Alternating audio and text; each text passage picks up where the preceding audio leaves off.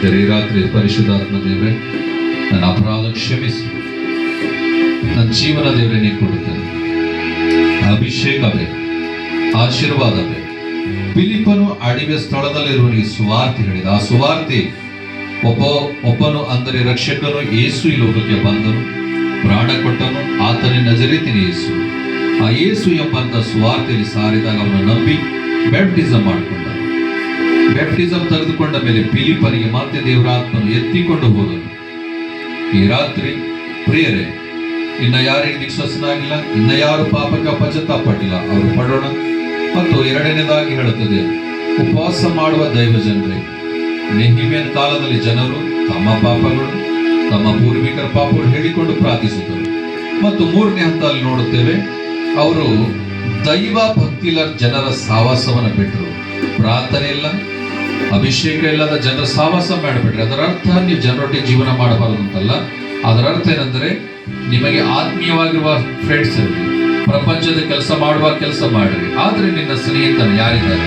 ನಿನ್ನ ದಿನನಿತ್ಯ ಹೆಚ್ಚಾಗಿ ಮಾತಾಡುವ ಸಹೋದರನು ಸಹೋದರಿ ಯಾರು? ಸ್ನೇಹಿತರು ಯಾರು? ದೇವರೇ ನಂಬಿನವರು, ನಂಬದಿರುವವರು.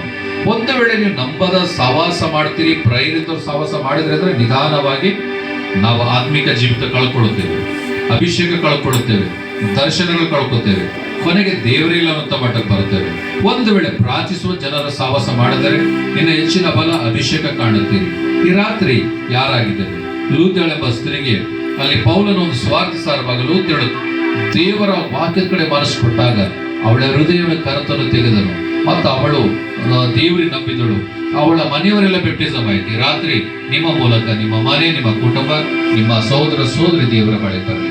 ದೇವರ ವಾಕ್ಯ ಇಷ್ಟೇನಾ ಅನ್ನುವಂಥವ್ರು ಕೆಲವರು ಇದ್ದಾರೆ. ಅವ್ರು ಯಾವತ್ತೂ ಅವರ ಜೀವಿತ ದೇವರ ರಕ್ಷಣೆ ಕಾಣಲ್ಲ. ಕೆಲವರಿಗೆ ವಾಕ್ಯ ಗೊತ್ತು, ಪಾಸ್ಟರ್ ಗೊತ್ತು ಅನ್ನೋರು ಯಾವತ್ತೂ ಅಭಿಷೇಕ ಹೊಂದ್ಕೊಳ್ಳಲ್ಲ. ಯೇಸು ಸ್ವಾಮಿ ಅವ್ರಿಗೆ ಗೊತ್ತಿರಬೇಕು, ಅಂದ್ರೆ ಅದರ ಅರ್ಥ ಯೇಸು ಸ್ವಾಮಿ ಅವ್ರು ನಂಬಬೇಕು, ಅವರ ಜೀವಿತ ಪಾಪಕ ಪಶ್ಚಾತ್ತಾಪ ಇಟ್ಟಿರ್ಬೇಕು. ಅವರಿಗೆ ಮಾತ್ರ ಯೇಸು ಗುರುತಿಸ್ತಾನೆ, ಯೇಸು ಅವರೊಟ್ಟಿಗಿರುತ್ತಾನೆ. ಈ ರಾತ್ರಿ ಪ್ರಾರ್ಥಿಸೋಣ. Praise the Lord, hallelujah.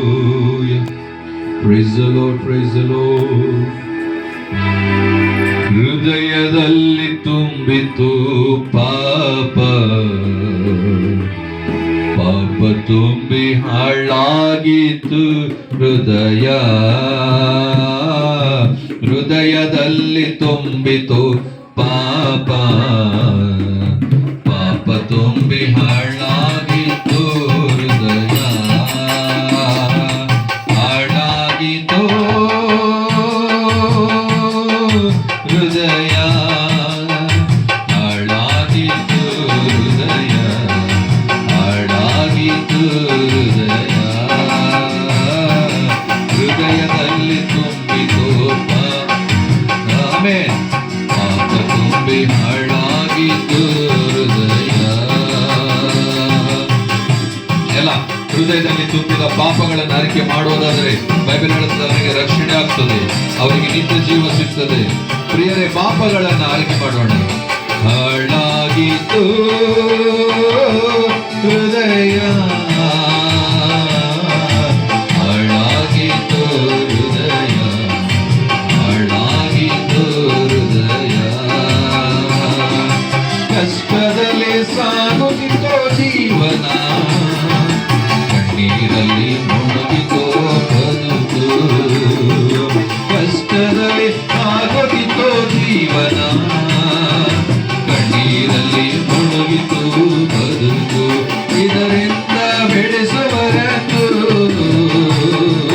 ಹುಡುಕಿದೇನಾ, ಹುಡುಕಿದೇನಾ, ಯೇಸುನನ್ನ ಬೆಳೆಸಿ ಕಾಪಾಡಿದ,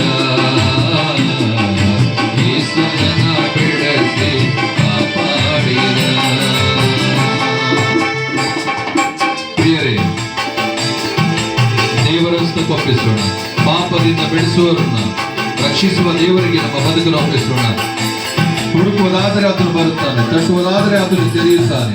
ಅಭಿಷೇಕ ನಮ್ಮ ಮೇಲೆ ಇಳಿಯುವಂತೆ, ರಕ್ಷಣೆ ಇಡುವಂತೆ, ದೇವರಾತ್ಮ ನಮ್ಮ ಮಧ್ಯೆ ಕಾರ್ಯ ಸಾಧಿಸುವಂತೆ, ನಮ್ಮೊಬ್ಬೊಬ್ಬರ ಕುಟುಂಬಗಳನ್ನ ಜೀವಿತವನ್ನು ಮುಟ್ಟುವಂತೆ ಪ್ರತಿಯೊಬ್ಬರು ಸ್ವರಗಳೆತ್ತು ಪ್ರಾರ್ಥಿಸೋಣ. ರೇ ಬಾಬಾ ಬಾಬಾ ಬಾಬಾ ಊರಿ ಕಲಾಬಲವ ಶಂಕರಗಣನ ಊರಿ ಕಲಾಬಾ ಬಾಬಾ ಬಾಬಾ ಬಾಬಾ ಬಾಬಾ ಬಾಬಾ ಅಗ್ನಿ ಅಗ್ನಿ ಅಭಿಷೇಕ ರಿಲೀಸ್ ಮಾಡ್ತಾರೆ. ದೇವರೇ ಪ್ರಾರ್ಥನೆಗೆ ಕೂಡಿರುವ ಎಲ್ಲ ಆತ್ಮಗಳನ್ನು ಆಶೀರ್ವಾದ ಮಾಡಿರಿ, ಎಲ್ಲ ಕುಟುಂಬಗಳ ಆಶೀರ್ವದಿಸಿರಿ.